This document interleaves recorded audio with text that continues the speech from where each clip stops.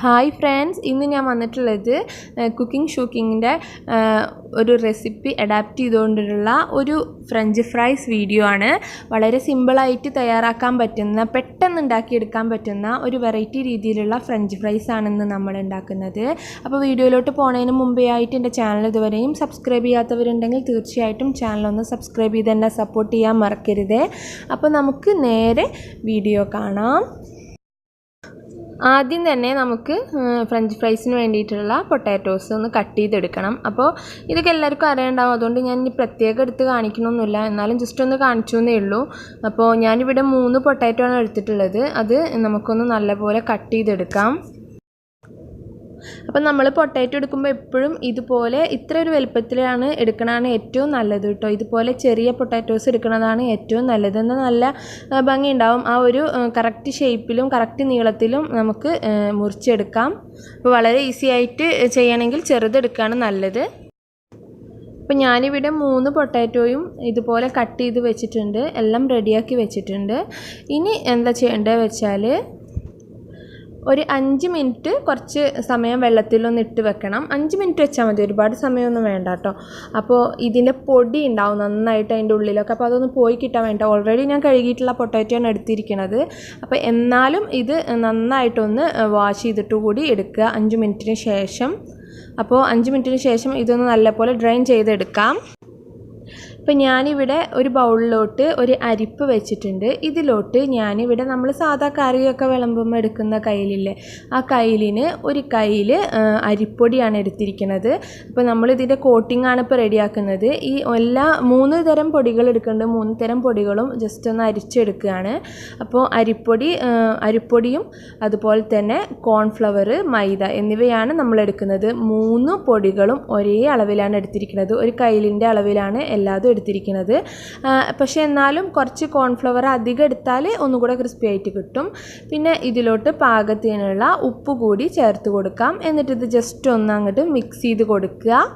ഇനി നമുക്ക് എന്താ ചെയ്യേണ്ടത് വെച്ചാൽ ഇതൊരു ബാറ്ററാക്കി എടുക്കുകയാണ് ചെയ്യണേ. അപ്പോൾ അതിന് വേണ്ടിയിട്ട് കുറച്ച് വെള്ളം ഒഴിച്ചു കൊടുത്തിട്ട് ഇതൊന്ന് ജസ്റ്റ് ഒന്ന് മിക്സ് ചെയ്തെടുക്കുകയാണ്. അപ്പോൾ വെള്ളം ഒരുപാടൊന്നും ഒഴിക്കേണ്ട ആവശ്യമില്ല കേട്ടോ. ജസ്റ്റ് നമ്മൾ ദോശയൊക്കെ ഉണ്ടാക്കുന്ന ദോശമാവ് ഉണ്ടല്ലോ, ആ ഒരു പരുവത്തിലാണ് നമുക്ക് കിട്ടേണ്ടത്. ഒരുപാട് അങ്ങ് ലൂസായി പോകാനും പാടില്ല, എന്നാൽ നല്ലോണം തിക്കാവാനും പാടില്ല. അപ്പോൾ അതുപോലെ ഒന്ന് റെഡിയാക്കി എടുക്കാം. അപ്പോൾ നമ്മുടെ ബാറ്ററി ഇവിടെ റെഡി ആയിട്ടുണ്ട്. കണ്ടോ, ഇതുപോലെയാണ് നമുക്ക് കിട്ടേണ്ടത് കേട്ടോ. ഒരുപാട് അങ്ങ് ലൂസാവരുത്, അത് പ്രത്യേകം ശ്രദ്ധിക്കുക. അതുപോലെ നല്ലോണം തിക്കാവാതിരിക്കാനും ശ്രദ്ധിക്കുക. ഇനി എന്താ ചെയ്യേണ്ടത് വെച്ചാൽ നമ്മൾ നേരത്തെ കഴുകിയിട്ട് ഡ്രെയിൻ ചെയ്ത് വെച്ചിട്ടുള്ള പൊട്ടാറ്റോസ് ഇതിലോട്ട് ഇട്ട് കൊടുക്കാം. വെള്ളമൊന്നും ഉണ്ടാവാൻ പാടില്ല. ഇനി ചെറിയൊരു വെള്ളത്തനവ് ഉണ്ടെങ്കിലും കുഴപ്പമൊന്നുമില്ല, കാരണം നമ്മൾ ഈ ബാറ്ററിൽ മുക്കി പൊരിക്കുന്നതുകൊണ്ട് തിരക്കിടമൊന്നുമില്ല കേട്ടോ. അപ്പോൾ ഇതുപോലെ ജസ്റ്റ് ഒന്ന് ഇങ്ങോട്ട് നല്ല പോലെ ഒന്ന് മിക്സാക്കി കൊടുക്കുക. ഇനി നമ്മൾ നല്ല തിളച്ച എണ്ണയിലിട്ടിട്ട് ഇതൊന്ന് ഫ്രൈ ചെയ്തെടുക്കുകയാണ് ചെയ്യണേ. അപ്പോൾ എണ്ണയൊക്കെ ഞാൻ ഓൾറെഡി ചൂടാവാൻ വേണ്ടിയിട്ട് നേരത്തെ വെച്ചിട്ടുണ്ടായിരുന്നു. അപ്പോൾ ഇതിപ്പോൾ ഏകദേശമൊക്കെ നല്ല പോലെ ചൂടായി വരുന്നുണ്ട്. ഇപ്പോൾ നമുക്ക് ഓരോന്നായിട്ടാണ് ഇതിൽ എടുത്തിടേണ്ടത്.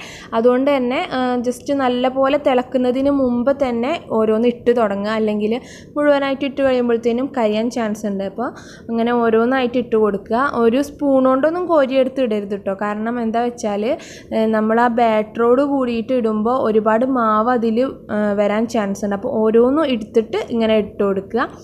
അപ്പോൾ നല്ല വൃത്തിയായിട്ട് നമുക്ക് ചെയ്യാം. അപ്പോൾ ഞാനിവിടെ ഒരു ട്രിപ്പ് എണ്ണയിലോട്ട് ഇട്ടിട്ടുണ്ട്. അപ്പോൾ ഇനി ഇത് ജസ്റ്റ് ഒന്ന് മറിച്ചിട്ട് കൊടുക്കാം. നല്ല ഹൈ ഫ്ലെയിമിൽ ഇട്ടിട്ട് ഇടരുത് കേട്ടോ, കാരണം നമ്മൾ ഓൾറെഡി ബാറ്ററിൽ മുക്കി പൊരിക്കുന്നതാവുകൊണ്ട് അതങ്ങ് കരിഞ്ഞു പോകാൻ ചാൻസ് ഉണ്ട്. അതുകൊണ്ട് ഞാൻ പറഞ്ഞല്ലോ, ചൂടായി വരുന്ന സമയത്ത് തന്നെ നമ്മൾ ഇട്ട് കൊടുക്കുക. പിന്നെ ഒരു മീഡിയം ഫ്ലെയിമിൽ ഇട്ടിട്ട് നല്ലപോലെ അങ്ങ് ഫ്രൈ ചെയ്തെടുത്താൽ മതി. അപ്പോൾ ഇതുപോലെ ജസ്റ്റ് ഒന്ന് മറിച്ചിട്ട് കൊടുക്കുക. അപ്പോൾ ഇത് ഒട്ടിപ്പിടിക്കാനുള്ള ചാൻസ് ഉണ്ട്, കാരണം മാവല്ലേ. അപ്പോൾ അത് കുഴപ്പമില്ല, അത് ക്രിസ്പി ആവുമ്പോൾ തന്നെ നമുക്ക് വിടിയിക്കാവുന്നതേ ഉള്ളൂ കേട്ടോ. അപ്പോൾ കണ്ടോ, ഒക്കെ എല്ലാം സെപ്പറേറ്റ് ആയിട്ട് വന്നിട്ടുണ്ട്. ഇതുപോലെ ഒന്ന് ജസ്റ്റ് നല്ല പോലെ ഒന്ന് ഫ്രൈ ചെയ്തെടുക്കുകയാണ്.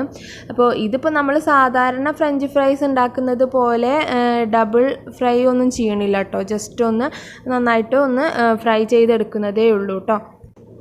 അപ്പോൾ നമ്മുടെ ഫ്രഞ്ച് ഫ്രൈസ് ഇവിടെ റെഡിയാണ്. ഒരു 5 മിനിറ്റ് വരെ ഞാൻ നന്നായിട്ട് വറുത്തെടുത്തിട്ടുണ്ട്. അപ്പോഴത്തേനും നമ്മുടെ ഫ്രഞ്ച് ഫ്രൈസ് റെഡി ആയിട്ടുണ്ട്. നല്ല ക്രിസ്പി ആയിട്ടാണ് ഇരിക്കുന്നത്. അതുകൊണ്ട് തന്നെ നല്ല ടേസ്റ്റും ഉണ്ടാവും. നമുക്കിത് ചൂടോട് കൂടിയിട്ട് തന്നെ സെർവ് ചെയ്യാവുന്നതാണ്.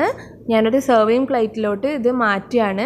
അപ്പോൾ നമുക്ക് ഇത് ചൂടോട് കൂടിയിട്ട് തന്നെ കഴിക്കുകയാണെങ്കിൽ നല്ല ക്രിസ്പി ആയിട്ടിരിക്കും. പിന്നെ കുറച്ച് കഴിയുമ്പോൾ ചെറുതായിട്ടൊക്കെ ഒന്ന് തണുക്കുമ്പോൾ ഒന്ന് സോഫ്റ്റ് ആയിട്ട് വരും. അപ്പോൾ നമ്മൾ ചൂടോട് കൂടിയിട്ട് തന്നെ കഴിക്കണം എന്നുള്ളവർക്ക്, നല്ല ക്രിസ്പി ആയിട്ട് കഴിക്കണം എന്നുള്ളവർക്ക് ജസ്റ്റ് ഒന്ന് എണ്ണയിലൊന്ന് ഫ്രൈ ചെയ്ത് എടുത്താൽ മതി. ജസ്റ്റ് ഹൈ ഫ്ലെയിമിൽ ഒരു 2 മിനിറ്റ് ഒന്ന് ഫ്രൈ ചെയ്ത് എടുത്താൽ മതി. അപ്പോൾ നല്ല ക്രിസ്പി ആയിക്കോളും. അപ്പോൾ നമ്മുടെ ഫ്രഞ്ച് ഫ്രൈസിൻ്റെ ഈ റെസിപ്പി നിങ്ങൾക്ക് ഇഷ്ടമായി കാണുമെന്ന് വിശ്വസിക്കണോ? വീഡിയോ ഇഷ്ടമായിട്ടുണ്ടെങ്കിൽ ലൈക്ക് ചെയ്യാനും മറ്റുള്ളവർക്ക് ഷെയർ ചെയ്യാനും മറക്കരുതേ. ഒപ്പം ചാനൽ സബ്സ്ക്രൈബ് ചെയ്തിട്ടില്ലാത്തവർ ചാനൽ സബ്സ്ക്രൈബ് ചെയ്യാനും തൊട്ടടുത്തുള്ള ബെല്ലൈക്കൺ പ്രസ് ചെയ്യാനും മറക്കരുത്. അപ്പോൾ നമുക്ക് ഇൻഷാ അല്ലാഹ് ഇനി അടുത്തൊരു വീഡിയോ ആയിട്ട് കാണാം കേട്ടോ. താങ്ക്